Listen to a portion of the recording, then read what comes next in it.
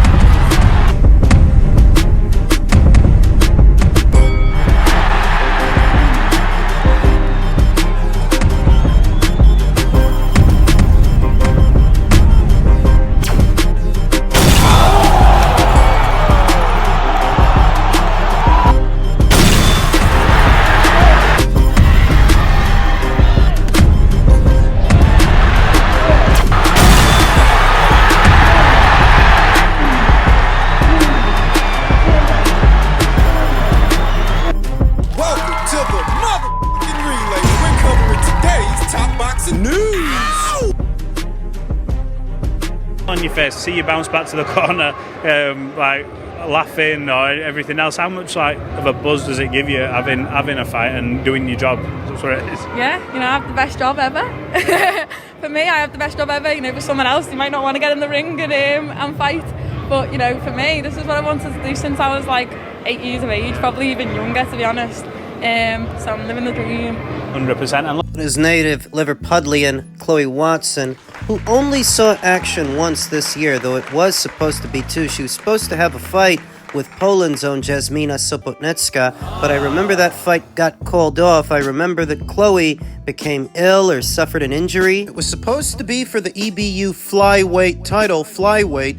That's where Gabriela Fundora recently became that division's undisputed champion. You want to pay attention to that. Chloe Watson sports a professional record of 8 wins with no losses, no draws, no recorded knockouts. A good fighter. Who's campaigned anywhere in between flyweight and super flyweight. She seems to toggle between the two periodically, though because Gabby Fundora recently became the flyweight division's undisputed champion, and because there's not much left for her to do there, it's conceivable that she may soon move up, vacate all the titles she's unified, and campaign as a super flyweight moving forward, creating an area of opportunity for a fighter like Chloe. Oh, so? Well, I want to say that I think Chloe Watson is a good fighter, very good, though not yet ready for somebody like Gabby Fundora.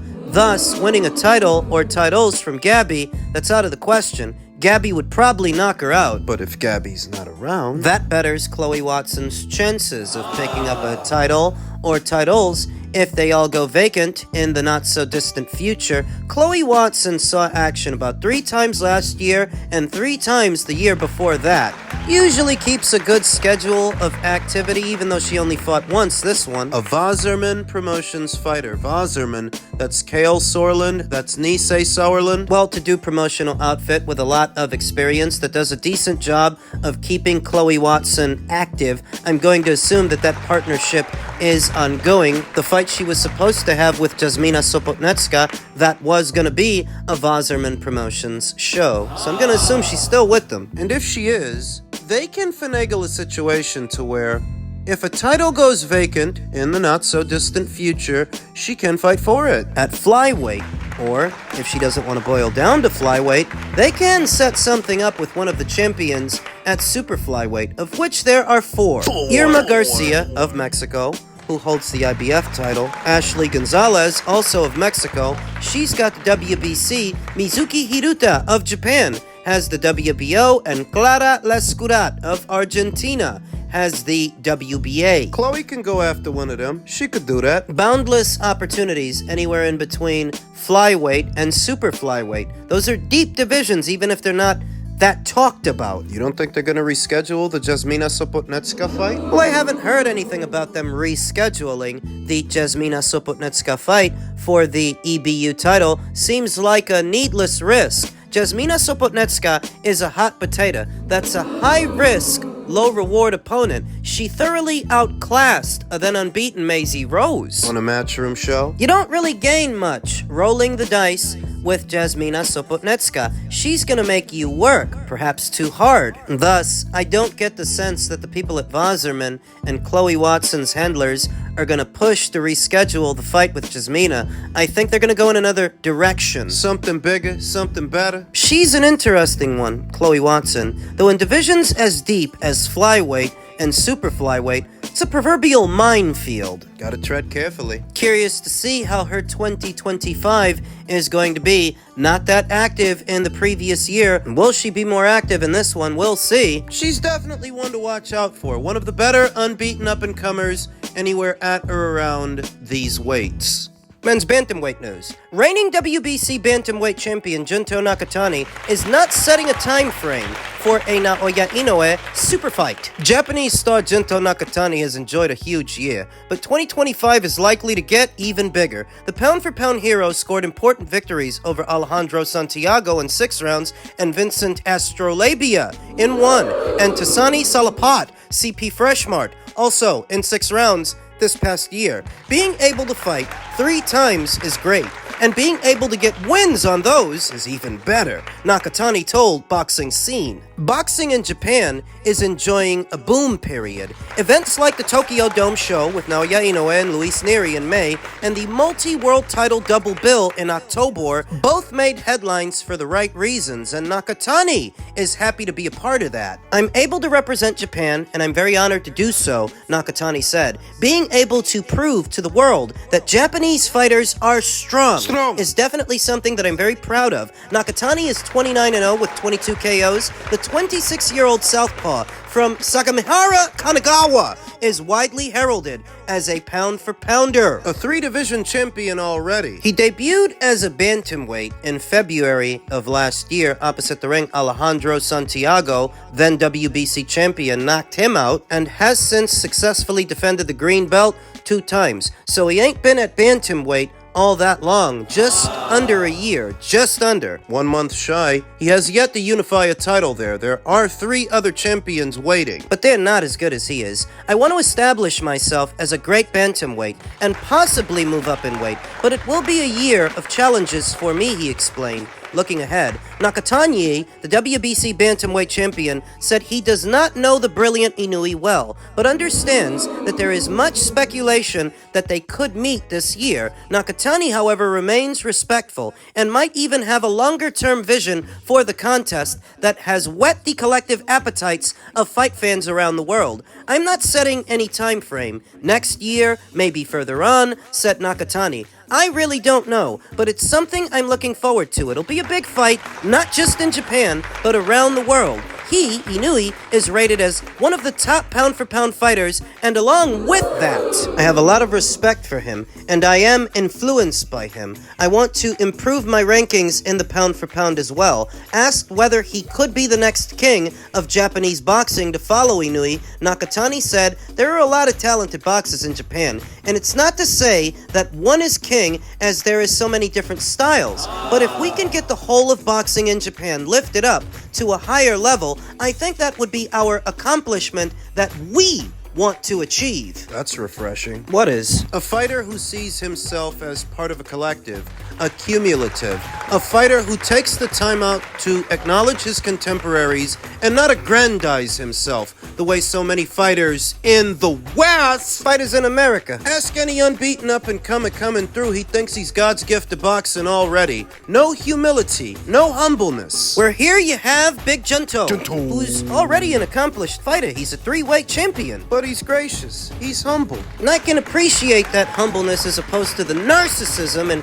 egocentrism we often see from American fighters. Shut up. As well as Inoue, there is a building clamor for Nakatani to face another of the sport's elite fighters, and that is Jesse Bam Rodriguez. Rodriguez is the WBC champion in the weight below Nakatani. Inoue is undisputed in the division above. It all depends on the timing because the weight classes are very close, Nakatani said. Of possibly meeting Bam, and even with Inoue, we are very close in weight classes as well. Everything will depend on timing, and I just have to be prepared to fight any of the fighters that are out there. Talking about Bam versus Junto, you might as well be talking about Junto versus Inoue because it's the same story. Before we see Bam move up for Junto, he's going to try to unify his own division, and it's the same way for Junto and Inoue. Junto's gonna try to unify his own division before he moves up for Inoue. No, I don't blame him. He says there's no rush. So I remember when Inoue debuted as a bantamweight, when he first got to 118 pounds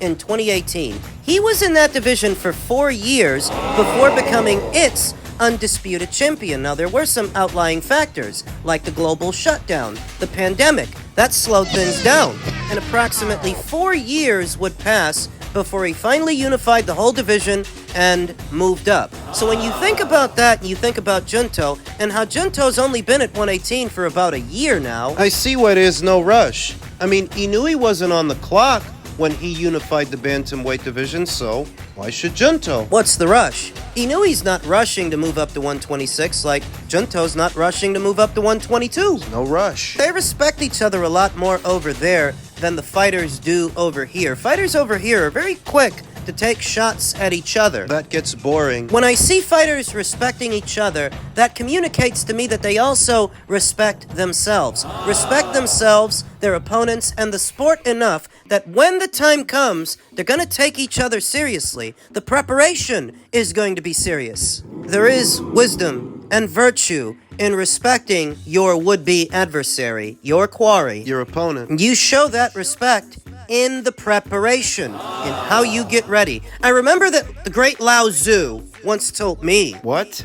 Understand your enemy. There is no greater misfortune than underestimating your enemy. Lao Tzu told you that. No, I looked it up on Google. So Junto's already got a fight on schedule late next month against Mexico's own David Cuellar. What'll be his third defense of the green belt. Hopefully after that he can start unifying this division and taking out the other champions. That's how Inoue did it. That's how I think Junto's got to do it. If you're not in a rush to fight Inoue, that's the next best thing.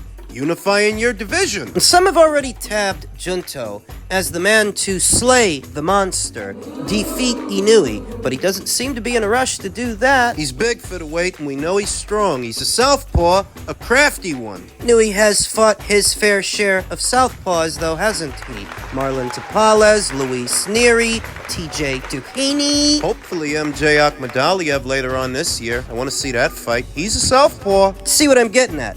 Naoya Inoue is no stranger to southpaws. He's already fought quite a few. Junto would be another. Recent report from Sans Pokam out of the Far East, Hideyuki Ohashi, Inoue's promoter, has said that the fight between Inoue and Junto Nakatani will not take place this year. Inoue will fight 3 times this year, the first of which is Sam Goodman. Then he's expected to box in Vegas and possibly Saudi later in the year. We all have to wait. You know, I really don't mind the idea that Inoue and Junto will box 3 times in the same calendar year. I like that schedule. And how many fighters in the West do you see fighting 3 times a year? It's hard enough to get them to fight twice. Twice in the same calendar year. So, we're not gonna get Inoue versus Junto Nakatani this year, but that's alright. They can beat up everybody else in the mean in-between time.